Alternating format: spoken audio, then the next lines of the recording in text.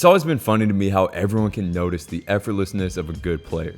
You hear announcers, coaches, and fans refer to it all the time. They just make it look effortless. And I think there's a lot more to this that we can dive into and use to our advantage. So first off, why is it valuable to play effortlessly? It's not really about for the sake of looking cool and nonchalant or whatever, but more so playing in a way that's efficient, effective, and easy. Efficient meaning you're using as little energy as possible to do more. So you're not wasting your energy every time you get the rock, which if you are, is not a scalable way to play.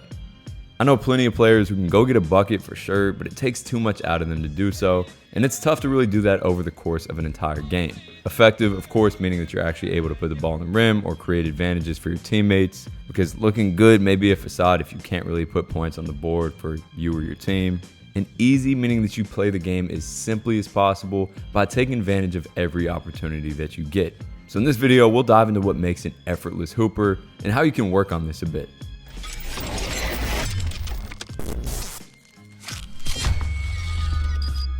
So first off, let's understand that everyone's quote-unquote effortlessness will look different. You got the Luka, Lorenzo Brown, Kyle Anderson, Jimmy Butler type guys who play super slow for the most part, and as a result, look like they're never really sped up.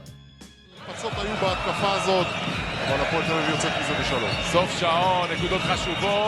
got the Kyrie, Darius Garland type ball handlers who move at high speeds, but look crazy fluid and comfortable doing it. A shake. Then you got straight ahead speed guys who make moving fast look effortless because they're incredible movers. The Tyrese Maxey, prime John Wall, Ish Smith type archetype.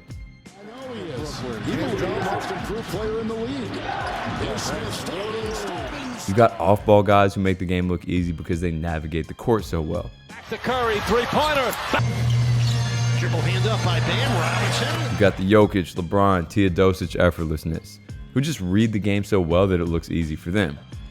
Teodosic waiting for some help. Then you got guys like Paul George, KD, Dirk Nowitzki, who make it look effortless because they don't have to move much into their shots since they're such good shot makers and make that part look easy.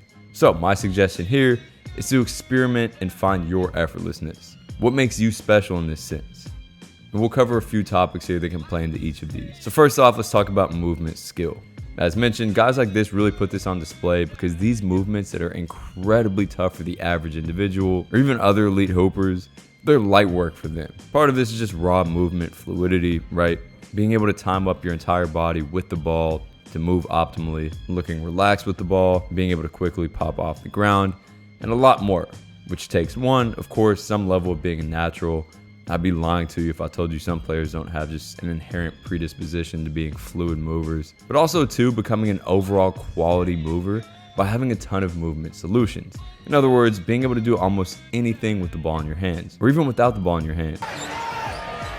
Boy, they don't even really guard it. Being able to find optimal footwork from even weird positions. So the third quarter, driving.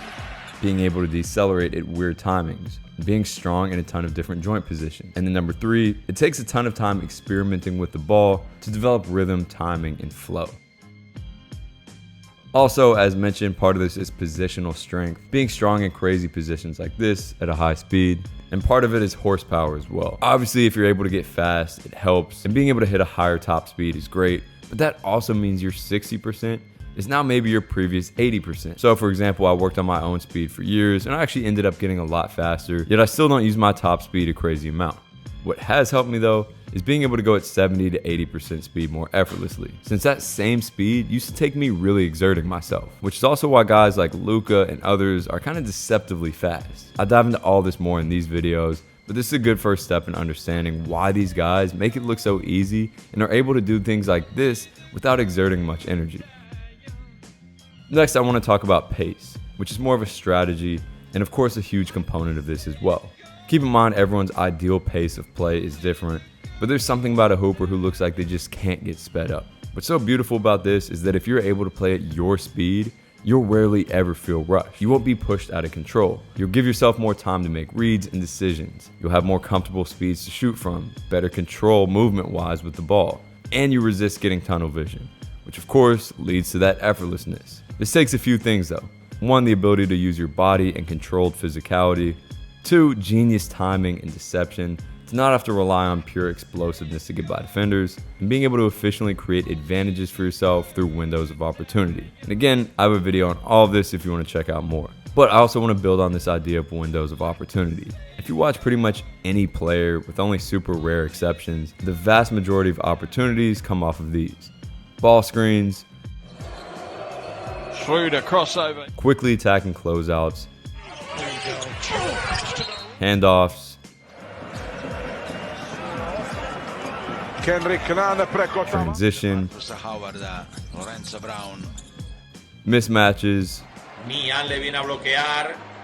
Lazar se queda con Rosa. off-ball screens, And they lob it down low. Here's Butler scores. and cuts. Backdoor for Butler. Of course, isolation has its place and can be super valuable for a player, but the most effortless players are constantly looking for ways to make it easier than attacking a stationary defender. The mindset should be, yeah, I can go get a bucket or two on this guy, but why would I do that if I can come off a ball screen and create an easier opportunity? Or maybe target a closeout or attack off of a handoff. Unless, of course, I really need to at the end of clock or end of game. So if you can get really good at finding these opportunities and capitalizing on them, it makes the game 1,000 times easier than constantly attacking set defenses. Next up, somewhat similarly, is shot selection. Now, this is an art, and the more effortless players will tend to find easier shots for themselves.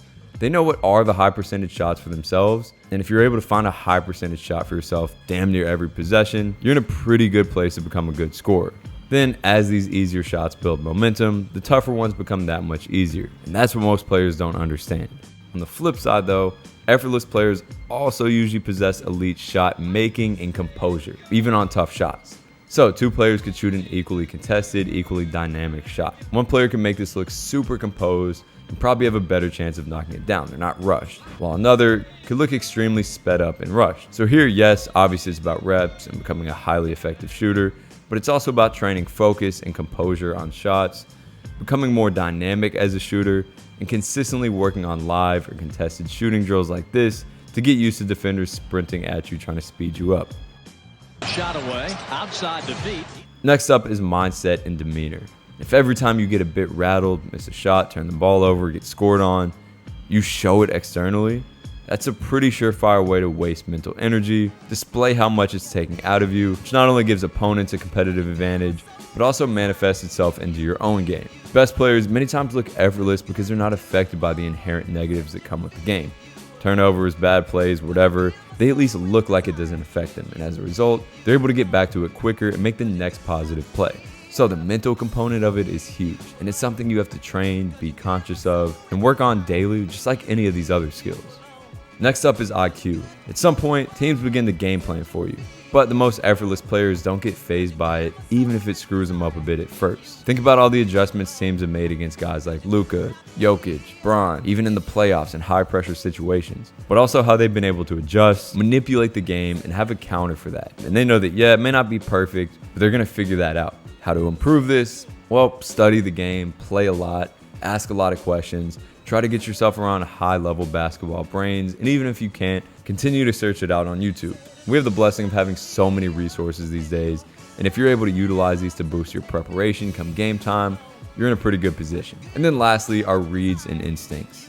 Similarly to IQ, players who have an answer for anything defenders throw at them in split-second situations like this, well, of course the game's going to look effortless for them. It's like any way you try to defend or recover on these, they have an answer for it. And how to improve this one? I'd say there are two big keys here. One, develop an extensive toolbox, so anything you need to respond to a defender, you already have that in the toolbox ready to go. And then two, play a lot of 1v1s, 1v2s, 3v3s, different small-sided games to develop these instincts and that high-level feel.